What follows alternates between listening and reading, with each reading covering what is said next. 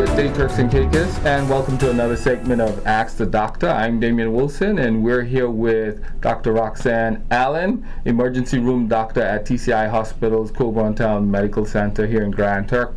And Dr. Allen will be answering some questions for us about the vaccine. But Dr. Allen, before we go into that, would you just like to say hello to the people of the Turks and Caicos? Hello, Turks and Caicos. I'm Dr. Allen, as he said before. Thanks for having me today, Damian. I'm very happy to share information about the vaccine with everyone to allay some fears, hopefully. Okay, Dr. Allen, we're going to just jump right into it. And my first question for you is, will the vaccine give you COVID-19? That is actually a very good question and a very common concern. In order to answer this question, however, I want to just quickly explain how the vaccine works. So the COVID-19 vaccines are messenger RNA vaccines. You may have heard mRNA vaccines before. It acts by providing the body with the genetic material that it needs to make a critical part of the COVID-19 virus. This is the viral protein. The body then recognizes this viral protein as foreign and causes the immune system to make antibodies to fight against it. So when the body eventually is exposed to the real COVID-19, it can now destroy it and neutralize it. These viral proteins, however, are not active, so they cannot cause a disease. Only the live virus can cause a disease. So in essence, you're not injecting persons with the actual virus itself? No, just as the genetic material to make that subunit. Okay. Now, moving on to my next question, has there been vaccines developed for coronavirus before?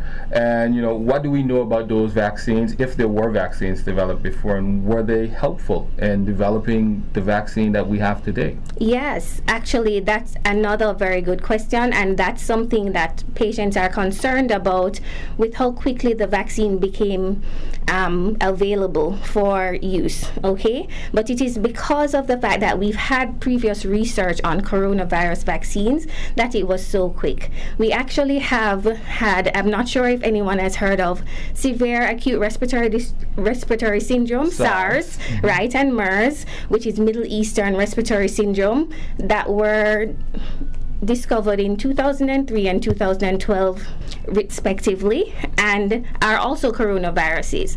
Lots of research went into those diseases and into trying to produce vaccines for those diseases. However, for example, with SARS, because it went away, the interest became very little, and so they didn't really get very far. However, with MERS, they actually got to a phase 1 clinical trial in 2019.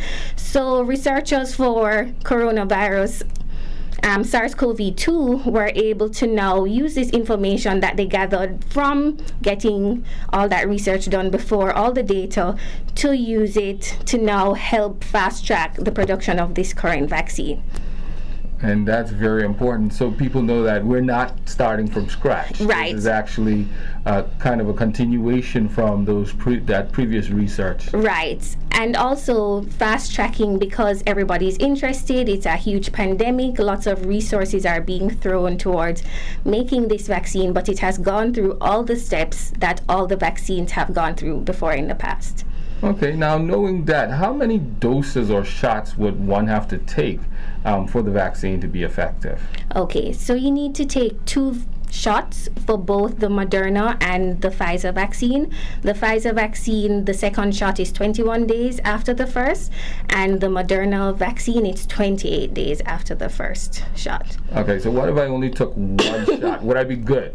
No, you actually won't be good. So the phase 3 clinical trials for both vaccines have shown that the efficacy of the vaccine really starts to happen at least 1 to 2 weeks after the second dose of the vaccine. So between the first and the second dose of the vaccine, your efficacy is being reduced almost to half of what it would be if you had gotten the second dose. Wow, so if we only take 1 shot, then we really should still utilize the health precautions, wearing our mask and washing our hands and all of those things, because the efficacy of the vaccine wouldn't kick in until that point of after the second shot. That's correct. But even after the second shot, researchers still recommend that you still wear your mask, still wash your hands, still socially distance, because as we know, this is a new vaccine. We're still finding out more about it.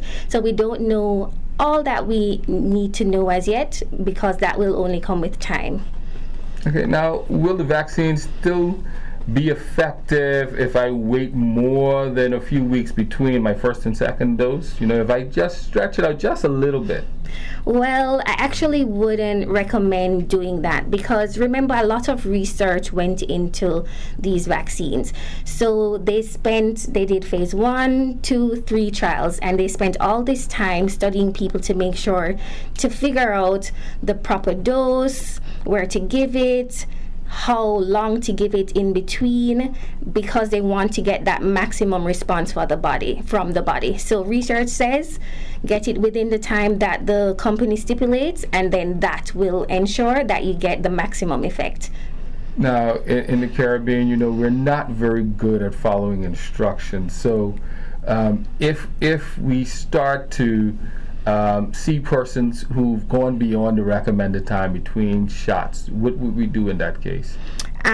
First of all, before, I would just ask persons to plan ahead to make sure from your getting your first vaccine to know exactly when you're going to get your second one, and to plan ahead and make sure. So hopefully you don't meet anyone who has gone a little time ahead. But if you do, I would advise them to contact their public health department to investigate further. Okay. Now, does the vaccine protect against all strains of COVID-19? Because we've been hearing a lot about variants, and we know that, variants in viruses is nothing new. This happens all the time. During a global pandemic, viruses change. So does it protect against all strains? Well, based on research so far, the research from Pfizer and Moderna, they actually tested it against a wide range of variants of coronavirus and found the vaccine to be effective against all of them. So based on research so far, we would say yes, it should cover you against all of the variants of the coronavirus. Now, that being said, I'm going to ask a crazy question here. I'm just throwing this one out there. If you get the vaccine against particular variants, you're not going to turn into a horse or anything like that? Hopefully you don't grow a tail, but no. Actually, no, you won't actually turn into anything else. We've seen all of these crazy memes going around social media with people transforming into all sorts of different things. And well, luckily, I haven't transformed yet, and I got the vaccine 3 days ago, and I'm doing well. You look pretty good to me. I know, I'm surviving, so use me as an example. Okay, there. Now, one of the big fears out there is side effects, and so are there any side effects from these vaccines? Yes, side effects are actually a normal part of a process of getting a vaccine. I'm sure we've all gotten vaccines in the past. We've gotten our MMR or DPT, and we may get a little swelling at the site, redness, may get a little fever, some muscle aches, may have a little headache. Similarly, with the COVID-19, you can expect those are the more common side effects, but they tend to be mild to moderate in the first few days, and they usually go away on their own. More severe side effects are very rare. But you say more severe side effects are very rare, but what possible severe side effects would there be with these vaccines? Because I know that just from the history of vaccines and all the information we have out there, the facts that side effects are possible, and that severe side effects are in a small number of persons. So persons may still be concerned about whether or not I fall into that small group. What would be the possible side effects? Okay, well, as I said before, this is a new vaccine, but studies, for example, the Pfizer phase 3 clinical trial noted a few of its serious side effects as, for example, an issue with the arm that the vaccine was that you got the vaccine in, or a lymph node under the arm got very swollen and inflamed. There have been no associated deaths with the Pfizer vaccine based on its phase 3 clinical trials, but you can also have severe allergic reactions, which are again very rare. Okay, now persons like me, I know, who have severe allergies, they recommended not to take it. Would you say that if I was to go ahead and take it, would that be a risk to me? Well, we first have to define what your allergy was to. So medication. Okay, and what type? Is it a medication that you would commonly get something called anaphylaxis to, which is a very severe? So really, what is recommended is that for patients who are known to be allergic to the vaccine or components of the vaccine, it's a big no-no. If you've been allergic to vaccines in the past, also a big no-no. If you are allergic to medication, you would want to be very cautious and make sure you discuss it with a healthcare provider, see what they think, how your reaction was before, when was your last reaction, that type of thing, to see if you're a good candidate. But you'd have to be very cautious. So what I'm hearing for me, people like me, is just no. Be cautious. That's what I'm hearing. No, it's definitely not a no. It's just be very cautious. But right now, as the vaccine is new, it's just being used.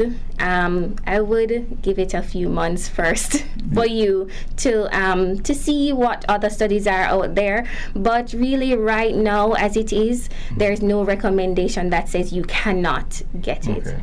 Because we know with new vaccines, the FDA and the CDC in the US, Public Health England, these agencies typically monitor what happens with these new vaccines pretty closely to ensure public safety. Exactly. So actually the FDA and vaccine-related industries, they are going to be monitoring the vaccine use and side effects, and you have sites that you can report your side effects to for months, years to come. So we'll learn more about the vaccine and its side effects over time, especially those very, very rare ones. The longer we have it in use, the more we'll be able to pick it up.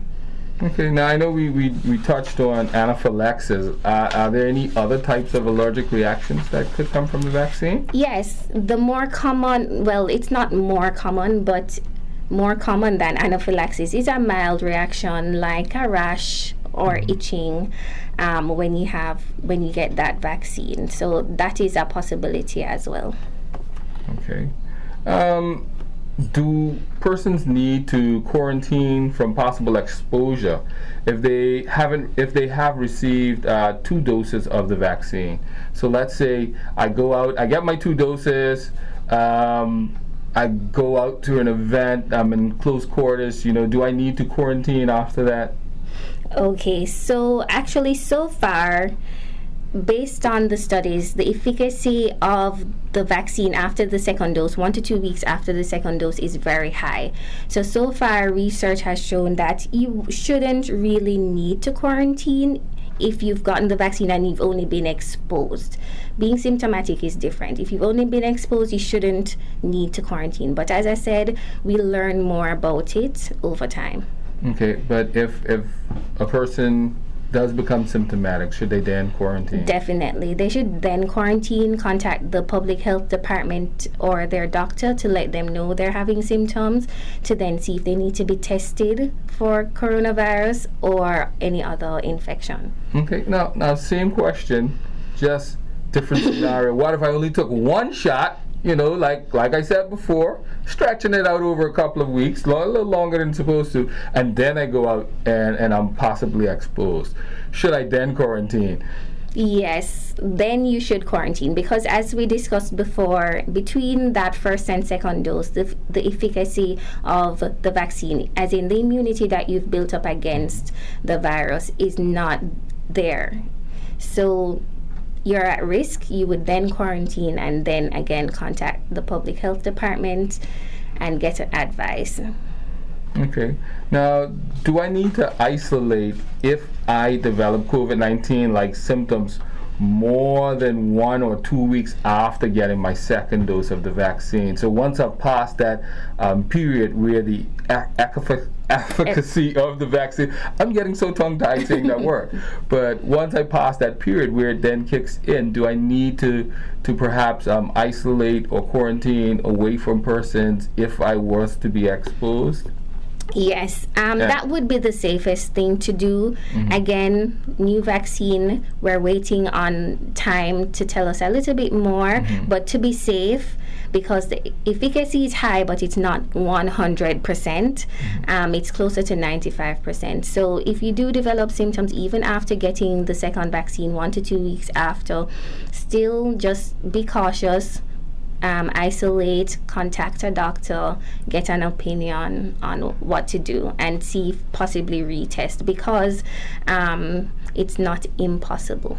Because I know some persons have asked, looking at what the discussions that's going on in social media, because the vaccine is generating a lot of discussion back and forth. There are some persons out there trying to get the facts, and so one of the questions is symptoms a part of the immunity building process? Could symptoms be generated from your body, essentially building immunity to the virus, but then you exhibiting some symptoms? Okay, so symptoms, yes, can be a part of the immunity generation process, but it doesn't mean that if you're asymptomatic, you have contracted COVID, that you're not building a natural immunity as well. We would generally say, for example, that the symptoms that you experience after the vaccine, because the body is almost reacting to that viral protein, it's now building up immunity to it, would almost be very close to mild symptoms that you would experience if you were to get coronavirus, minus the upper respiratory tract symptoms, right? And that is a part of the process of building immunity, but it doesn't mean that if you're asymptomatic, you have not built up immunity. Okay, thank you for that, for clarifying that. If I have already had COVID-19 and then recovered, do I still need to get vaccinated with this COVAX? Yes, I would recommend that you still get vaccinated, because even though your body builds up a natural immunity, not enough studies have been done, or there's not enough information out there to know how long this immunity will last. So it's recommended that you still get the vaccine. However, it's recommended that you wait 90 days after your infection or after you've been released from quarantine to get the vaccine. Could there be any side effects from persons being diagnosed with COVID-19, recovering, and then getting the vaccine within that 90-day period? Side effect, not enough information about that out as yet, in terms of the exact side effects, but basically they're saying it's just much safer to wait those 90 days so we don't try and test out what will happen. So you're not testing anything on yourself, essentially? Well, yeah. Okay, now a few more questions. This one, if I get vaccinated, right, is it possible for me to still get a milder form of COVID-19 than if I hadn't been vaccinated at all? Yes, actually, you can. So the COVID-19 vaccine, what it has really shown to do is that, for sure, if you were to be exposed to COVID, it's going to make sure that your symptoms are less severe, less critical, end you up in hospital or an ICU. But it is possible to get very mild symptoms from it. Okay, so essentially, if you do get the virus essentially then enters your body after you've been vaccinated, what the vaccine will do is reduce the damage the virus does to you. Right. In essence. Right. And that's one of the reasons why, because, again, not enough information is out there, we would recommend that persons, even though they've gotten the vaccine, still wear their masks, still socially distance, still do their hand hygiene, hand washing, etc., to make sure that they're completely protected in all areas. Okay, so it's essentially get the vaccine, be vaccinated, but still ensure that you follow precautions just to stay safe. Definitely. Okay, now my last question, I can't believe this is going by so fast. Wow. One more. Should I take a test to see if I am infected before getting the vaccine? That's not actually recommended. There's no need to take a test before you get the vaccine. Once you are aware of your exposure and you're asymptomatic, so once you know you have not been recently exposed to anyone with COVID-19, you're not having any symptoms, then it's not necessary to take a test. Plus, it would be very expensive for persons not here who have to pay to take a test every time they want or when they want to get a vaccine. Okay, thank you so much, Dr. Allen. We truly appreciate you taking the time out of your busy schedule to come and answer a few questions for us. And I'm going to give you the opportunity to say anything you want right now to the public of the TCI, especially as it relates to protecting ourselves from this virus. Well, thank you again for having me, and I hope the information I've shared has helped to alleviate some fears about the vaccine so that persons can now go out, seek the vaccine to help to protect themselves and the wider community at large. So I recommend go out, try and get the vaccine once it's available to you. You heard it, TCI. You guys stay safe and join us again for another edition of Ask the Doctor right here on Radio Turks and Caicos. Have a good day. COVID-19 update.